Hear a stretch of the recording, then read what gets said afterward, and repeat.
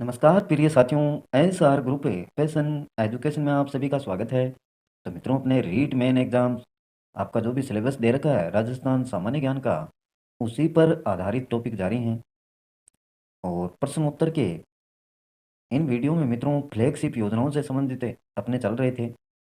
और 2-3 video flagship योजनाओं के प्रश्न उत्तर से संबंधित अपलोड किए जा चुके हैं, वो सभी आपने देख लिए होंगे। अगर नहीं देखें तो मित्रों उनको भी देखें।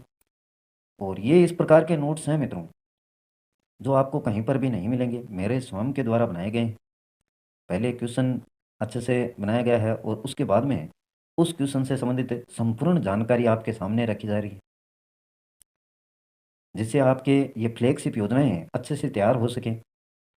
देखिए आज कौन कौन सी फ्लैगशिप योजनाओं को शामिल किया गया है।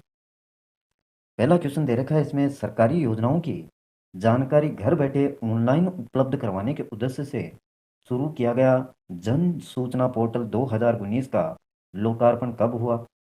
ये 4 ऑप्शन रहेंगे इसके लिए। 13 सितंबर 2019, 2 अक्टूबर 2019, 17 जुलाई 2019 या फिर 13 मार्च 2019। देखिए इसमें से क्या राइट होगा, सोचिए थोड़ा। अगर आपने फ्लैगशिप योजनाओं को अच्छे से पढ़ रखा है मित्रों, तो इन क्वेश्चनों के जवाब आपको आने चाहिए।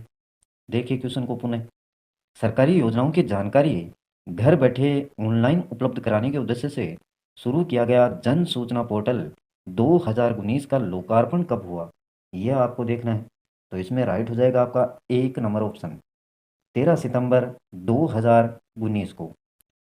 अब मित्रों इसकी डिटेल देखते हैं। ये इसकी डिटेल दे रखी है, देखिए शुरुआत में दे रखा है योजना का नाम क्या है, राजस्थान जन सूचना पोर्टल। और जब लॉन्च हुई, शुरुआत हुई, इसकी तारीख दे रखी है 13 सितंबर 2019। और यही क्वेश्चन में पूछा गया है कि जो राजस्थान जन सूचना पोर्टल है उसकी शुरुआत कब हुई थी, तो 13 सितंबर 2019 को। इनके द्वारा लॉन्च की गई, मुख्यमंत्री जी अशोक गहलोत, मुख्यमंत्री अशोक गहलोत जी के द्वारा इसको लॉन्च किया गया। और इसका विभाग है मित्रों राजस्थान सरकार। योजना का प्रकार, राज्य सरकार की योजनाओं में इसको शामिल किया गया है। तो इतनी बातें आपको ध्यान में रखनी है। योजना का नाम क्या है, राजस्थान जन सूचना पोर्टल। और लॉन्च की तारीख है 13 सितंबर 2019। मुख्यमंत्री अशोक गहलोत के द्वारा इसको लॉन्च किया गया और विभाग इसका राजस्थान सरकार है। तो ये इतनी बातें आपको इसमें ध्यान में रखनी है। फिर इसके उद्देश्य की बात करते हैं। उद्देश्य देखिए क्या है इसका। पहले राजस्थान के नागरिकों को किसी भी प्रकार की जानकारी प्राप्त करने के लिए काफ़ी कठिनाइयों का सामना करना पड़ता था, फिर भी उन्हें सही ढंग से जानकारी प्राप्त नहीं हो पाती थी। इन सभी समस्याओं को देखते हुए राज्य सरकार ने इस राजस्थान जन सूचना पोर्टल को शुरू किया है। और इस पोर्टल के माध्यम से मित्रों राज्य के आम जन को सरकारी योजनाओं और सेवाओं से जुड़ी सूचनाएं व्यापक रूप से उपलब्ध कराना है। तो ये मुख्य उद्देश्य है मित्रों इसका। आम जन को, यानी प्रत्येक व्यक्ति को जो भी सरकारी योजनाएं हैं और अनेक प्रकार की सेवाएं हैं जो सरकार के द्वारा लागू की जाती हैं, उनसे जुड़ी सूचनाएं व्यापक रूप से उपलब्ध करवाना, ये इसका मुख्य उद्देश्य है। इस राजस्थान जन सूचना पोर्टल 2022, यानी अभी तो 2022 चल रहा है, इसकी शुरुआत हुई थी 13 सितंबर 2019। लगातार इसमें अपडेट होता रहता है मित्रों। लगातार अपडेट देखने को मिलता है, प्रत्येक साल कह सकते हैं, 6 महीने से कह सकते हैं, 2 महीने से कह सकते हैं। तो अपडेट होने के बाद में जो भी योजनाएं जुड़ती हैं उनको भी देखते रहना चाहिए। राजस्थान के नागरिकों को आत्मनिर्भर और सशक्त बनाना है, ये मुख्य उद्देश्य हो गया इसका। और देखिए इससे जुड़ी हुई बातें, अभी 2022 चल रही है मित्रों, तो जन सूचना पोर्टल 2022 के लाभ भी देखते हैं, क्या क्या लाभ हैं। जन सूचना पोर्टल का लाभ राजस्थान के सभी लोग घर बैठे उठा सकते हैं। राज्य के लोगों को किसी भी विशेष योजनाओं और सेवाओं से जुड़ी जानकारी जो पहले आरटीआई के माध्यम से मिलती थी, अब इस जन सूचना पोर्टल पर आसानी से प्राप्त कर सकते हैं। इस पोर्टल के तहत राज्य के लोगों को आसान बनाना और भ्रष्टाचार को कम करना है। अब आरटीआई के माध्यम से होती थी मित्रों शुरुआत में, तो भ्रष्टाचार बहुत ज़्यादा हो रहा था इसमें, यानी किसी भी योजना का आम जनता को लाभ लेने के लिए भ्रष्टाचार का उपयोग करना पड़ता था। उनको कुछ रुपए वगैरह देने पड़ते थे, उनके बार बार चक्कर काटने पड़ते थे। तो इनसे निजात पाने के लिए ये जन सूचना पोर्टल लागू किया गया है। सार्वजनिक वितरण प्रणाली यानी राशन, राशन कार्ड के बारे में जानकारी, राशन कार्ड की दुकान के बारे में जानकारी, ये भी आपको जन सूचना पोर्टल के माध्यम से प्रोवाइड की जाएगी। एनएस से लाभार्थियों की जानकारी, अपने क्षेत्र में राशन कार्ड धारक की पूर्णतः जानकारी और राशन की दुकानों के बारे में एरिया वाइज जानकारी, यह आपको इसी पर मिल जाएगी। लंबित अस्वीकृत लाभार्थियों की जानकारी, यानी जिनको लाभ नहीं मिला है, लंबित हैं या फिर अस्वीकृत हैं, यानी जिनको स्वीकार नहीं किया गया है, कोई कमी रही होगी डॉक्यूमेंट्स में, तो वो भी सारी जानकारी आप जन सूचना पोर्टल के माध्यम से प्राप्त कर पाएंगे। ये सुविधा मिलती है मित्रों इसमें। और देखिए इसमें किसान ऋण माफी योजना की जानकारी, किसान ऋण माफी योजना की जानकारी, अपने क्षेत्र के किसानों की ऋण माफी योजना की जानकारी, किसान ऋण माफी योजना सोशल ऑडिट की जानकारी, ये सभी किसानों से संबंधित ऋण माफी से योजना को जोड़ा गया है इसमें। और पालनहार योजना की जानकारी, आवेदन की स्थिति की जानकारी, पात्रता के जो भी नियम हैं उनकी जानकारी, क्षेत्रवार पालनहार योजना तथा लाभार्थियों की जानकारी भी इसमें आपको अपडेट मिलेगी। तो ये है मित्रों आपका जन सूचना पोर्टल। 2019 से शुरुआत हुई इसकी, वो डेट आपको याद रखनी है। और मुख्यतः इसमें जो भी ऐप है मित्रों, ये ध्यान में रखें, लगातार ऐप इसमें अपडेट होते रहते हैं, जो भी योजनाएं आती हैं वो सभी योजनाएं इसमें आपको देखने को मिल जाती हैं। मुख्य बात यही है। नेक्स्ट क्वेश्चन देखते हैं। नेक्स्ट क्वेश्चन ये रहा मित्रों आपका, उद्यमों की स्थापना के लिए ब्याज अनुदान युक्त ऋण उपलब्ध कराने के उद्देश्य से खालिस्तान मुख्यमंत्री लघु उद्योग प्रोत्साहन योजना लागू की गई है। कब की गई है, तो यह आपको बताना है। मुख्यमंत्री लघु उद्योग प्रोत्साहन योजना, यानी जो भी उद्यम हैं उनकी स्थापना के लिए ब्याज अनुदान युक्त ऋण उपलब्ध करवाया जाता है, उसके उद्देश्य से इसको लागू किया गया है। कब किया गया यह आपको बताना है। 4 ऑप्शन आपके सामने हैं।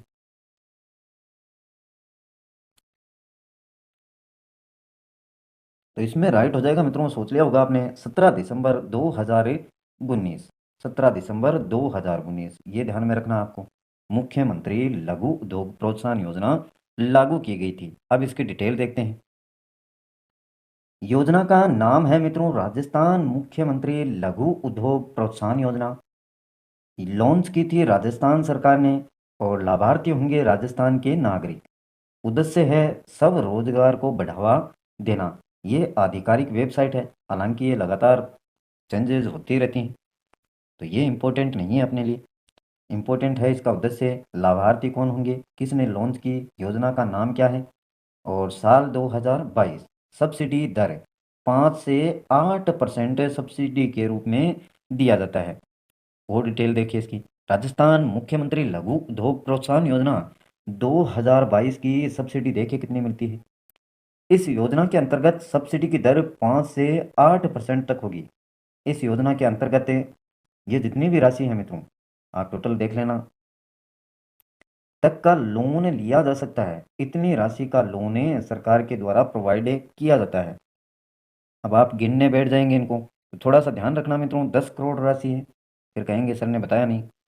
बिजनेस लोन की अधिकतम सीमा ये कितनी है देखिए, 1 करोड़ है। मुख्यमंत्री लघु उद्योग प्रोत्साहन योजना 2022 के अंतर्गत ऋण का नेचर समग्र ऋण, सावधि ऋण तथा कार्यशील पूंजी ऋण ये हो सकता है। ये अनेक प्रकार के ऋण मिलते हैं मित्रों, समग्र ऋण, सावधि ऋण, कार्यशील पूंजी ऋण, तो ये इस योजना के अंतर्गत दिए जाते हैं। आगे देखिए इसमें 10 लाख तक के ऋण के लिए कोई भी कोलेटरल सिक्योरिटी की जरूरत नहीं होगी और 10 लाख तक का लोन बैंक द्वारा बिना किसी इंटरव्यू के फॉरवर्ड कर दिया जाएगा।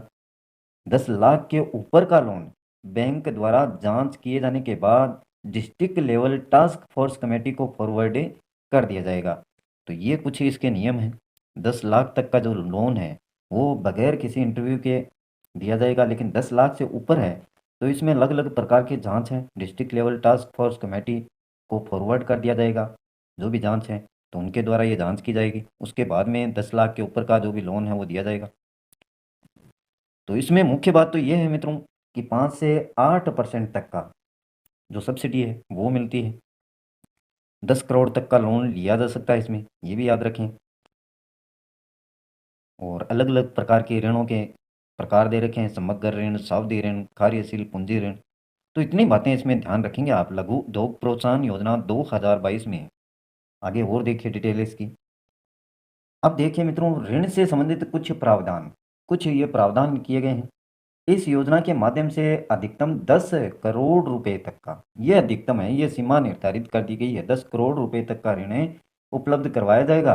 और व्यापार के लिए ऋण की अधिकतम सीमा 1 करोड़ रुपए है। बुनकर कार्ड धारक बुनकरों के 1 लाख तक के ऋण का ब्याज का 100% पूर्ण भरण अनुदान के रूप में किया जाएगा। यदि बैंक ऋण पर ब्याज उप दर के बराबर या उससे कम है तो 100% ब्याज अनुदान के रूप में दिया जाएगा। और ये देखिए कितनी है, 10 लाख है। तो 10 लाख रुपए तक के ऋण के लिए कोई सिक्योरिटी जमा कराने की आवश्यकता नहीं होगी। अगर 10 लाख से ऊपर है तो फिर तो इसकी जांच होगी मित्रों, सिक्योरिटी भी जमा करवानी पड़ेगी। तो ये ऋण से संबंधित कुछ प्रावधान हैं, इनको आप ध्यान में रखें। 10 करोड़ रुपए अधिकतम का ऋण इस योजना के माध्यम से प्रोवाइड किया जा सकता है। और व्यापार के लिए अधिकतम है 1 करोड़ रुपए। जो बुनकर कार्ड धारक हैं उनको 1 लाख तक का है। तो अलग अलग ये क्राइटेरिया है एक निश्चित। राजस्थान मुख्यमंत्री लघु उद्योग प्रोत्साहन योजना सब्सिडी दर, सीरियल नंबर, अधिकतम लोन जो अमाउंट है वो, और उस पर सब्सिडी कितनी मिलती है ये देखिए। लघु उद्योग प्रोत्साहन योजना के अंतर्गत अप टू 25 लाख, अगर 25 लाख से ऊपर हैं तो 8% की सब्सिडी सरकार के द्वारा प्रदान की जाएगी। और 25 लाख से 5 करोड़ के बीच में है तो 6%, 5 करोड़ से 10 करोड़ के बीच में लिए जा रहे हैं तो 5% की सब्सिडी सरकार के द्वारा प्रोवाइड की जाएगी। नेक्स्ट देखिए, अब मुख्यमंत्री लघु उद्योग प्रोत्साहन योजना के माध्यम से लाभार्थियों को सरकार की अन्य योजनाओं का लाभ लेने का अवसर भी प्राप्त होगा। ये नहीं है कि आपने लोन ले रखा है तो आप अन्य योजनाओं का लाभ नहीं ले सकते, बिल्कुल ले सकते हैं। और 17 दिसंबर 2019 यही क्वेश्चन में पूछा गया था, शुरुआत कब हुई? 31 मार्च 2024 तक योजना के कार्य को विशेष रूप से प्रभावशाली बनाया जाएगा। तो ये देखिए करंट अपडेट है आपके लिए। 31 मार्च 2024 तक इस योजना को क्रियाशील बनाया जाएगा, ध्यान में रखें इसको। मुख्यमंत्री लघु उद्योग योजना के अंतर्गत अपात्र गतिविधियों की सूची, अपात्र क्यों माने जा सकते हैं ये देखिए, कारण है कुछ इसके। अगर कोई मांस, मदिरा या मादक पदार्थों से बने उत्पादों का निर्माण करता है और उसकी बिक्री करना चाहता है, उसके लिए उद्योग धंधे विकसित करना चाहता है, तो इसके लिए मनाही है सरकार के द्वारा। विस्फोटक पदार्थों का निर्माण, बेचना ये आप नहीं कर सकते हैं। और परिवहन वाहन जिसकी ऑन रोड कीमत है ये जितनी भी दे रखी है 10 लाख से अधिक हो तो वो भी अपात्र है। पुनःचकित पुनःचकित न किए जा सकने वाले पॉलीथीन व पर्यावरण को नुकसान पहुंचाने वाले प्लास्टिक उत्पाद उनके लिए भी मनाही है। भारत सरकार एवं राज्य सरकार द्वारा समय समय पर प्रतिबंधित उत्पाद एवं गतिविधियां, तो ये कुछ अपात्र गतिविधियों की सूची है मित्रों, जिसके लिए आपको अपात्र घोषित किया जा सकता है सरकार के द्वारा, तो इसको भी ध्यान में रखें। यह है आपकी मुख्यमंत्री लघु उद्योग योजना। नेक्स्ट क्वेश्चन देखते हैं। नेक्स्ट क्वेश्चन ये रहा मित्रों, राजस्थान कृषि प्रसंस्करण, कृषि व्यवसाय एवं कृषि निर्यात प्रोत्साहन योजना को कब प्रारंभ किया गया? कब प्रारंभ उसको किया गया?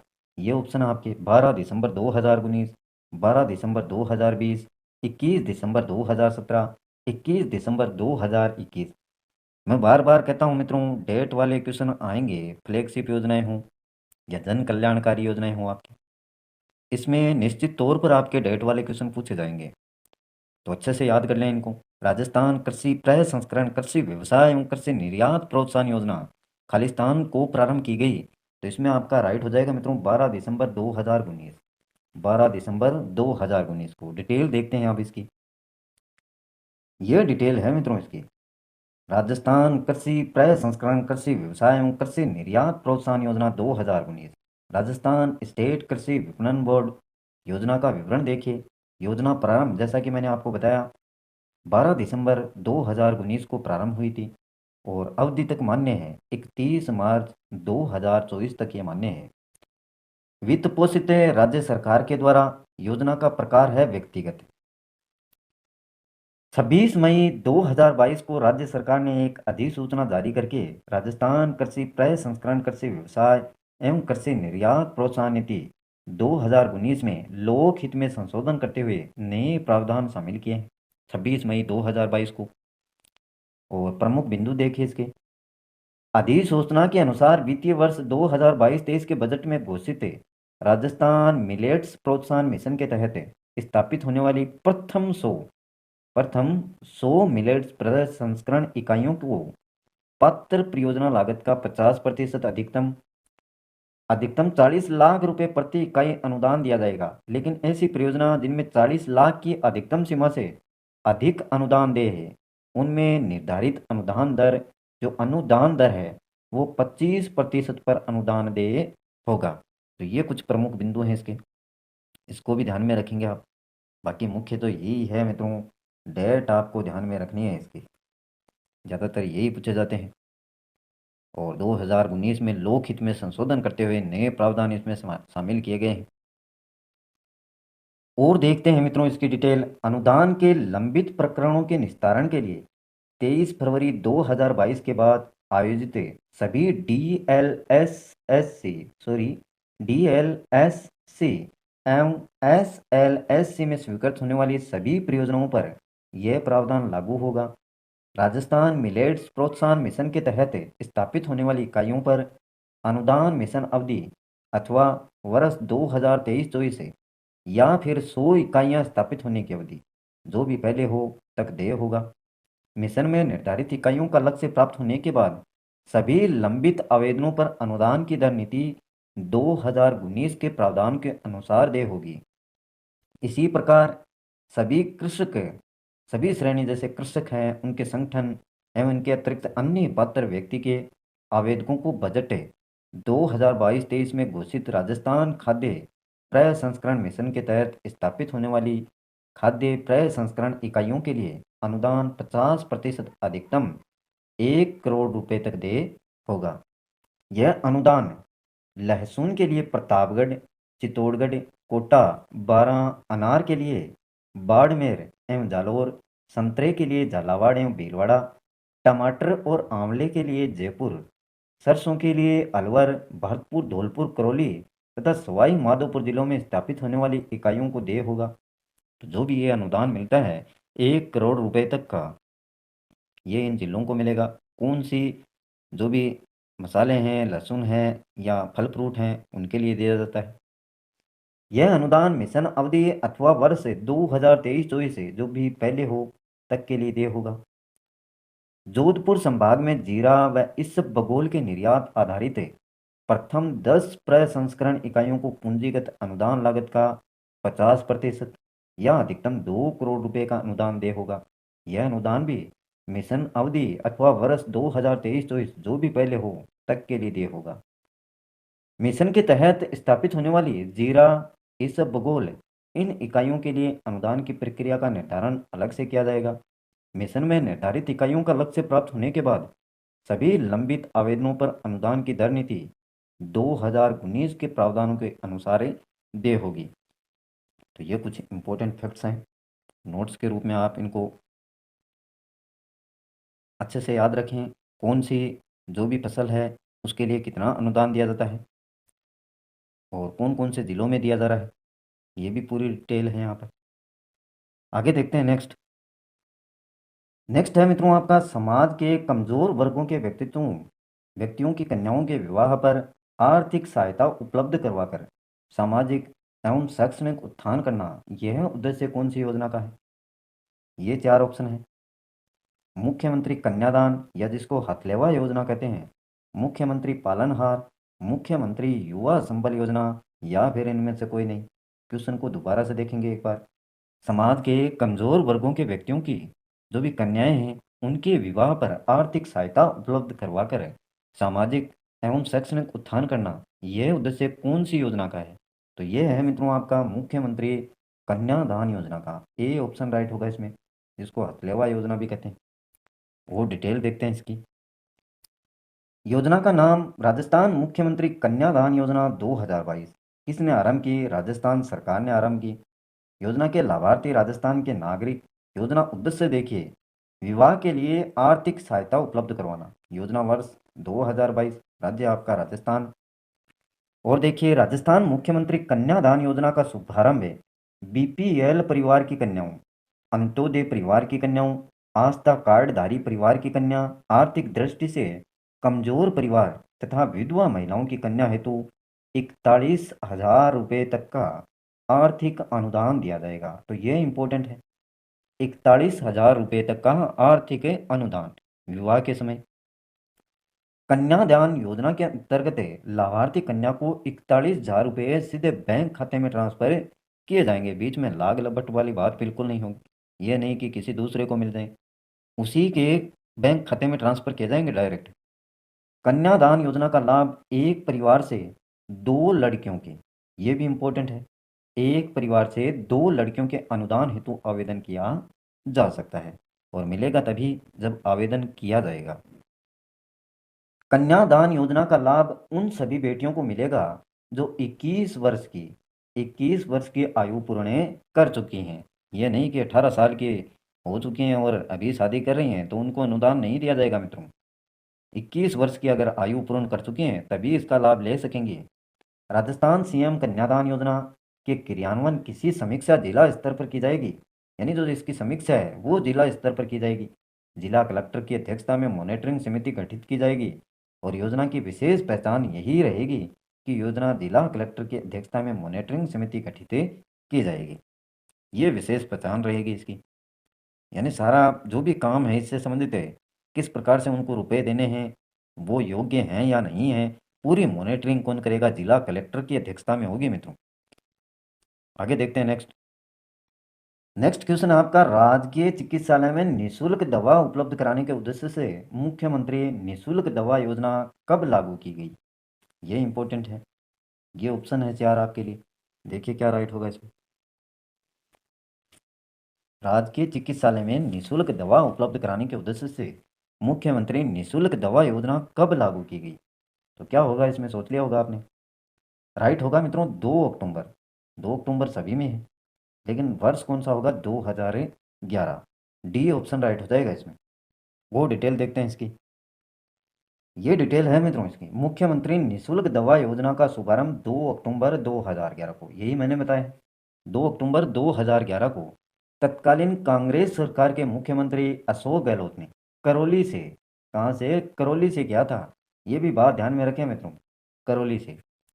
और जिसमें प्रथम चरण में 200 प्रकार की दवाइयाँ, सर्जिकल उपकरण मिलने थे, लेकिन शुभारंभ में इस योजना में मात्र लगभग 50 प्रकार की दवाइयाँ मिलनी कितनी चाहिए थी, 200 प्रकार की, मिली कितनी, 50 प्रकार की दवाइयाँ और सर्जिकल आइटम ही उपलब्ध हो पाए। कोई कारण हो सकता है। साल 2011 में जब निःशुल्क दवाओं की शुरुआत की थी तब भी राजस्थान पहला राज्य था इसे जो ये योजना है निःशुल्क दवा योजना में। और जब सभी प्रकार की दवाइयों और जांचें फ्री करने में भी पहला राज्य ही होगा, वहीं अब मुख्यमंत्री निःशुल्क दवा योजना का भी नाम बदलने वाला है। अब यह मुख्यमंत्री निःशुल्क निरोगी राजस्थान योजना के नाम से जानी जाएगी। तो ये भी याद रखें, मुख्यमंत्री निःशुल्क दवा योजना का नाम परिवर्तित कर दिया गया है और अब क्या रखा गया है, मुख्यमंत्री निःशुल्क निरोगी राजस्थान योजना। अगर इस नाम से आपको पूछते हैं कि इसकी शुरुआत कब हुई थी और ऑप्शन में 2 अक्टूबर 2011 मिल जाए मित्रों, तो आपको यही सही करना है। क्यों, क्योंकि इसका नाम परिवर्तित हुआ है। वैसे तो शुरुआत 2 अक्टूबर 2011 को ही हुई थी इसकी।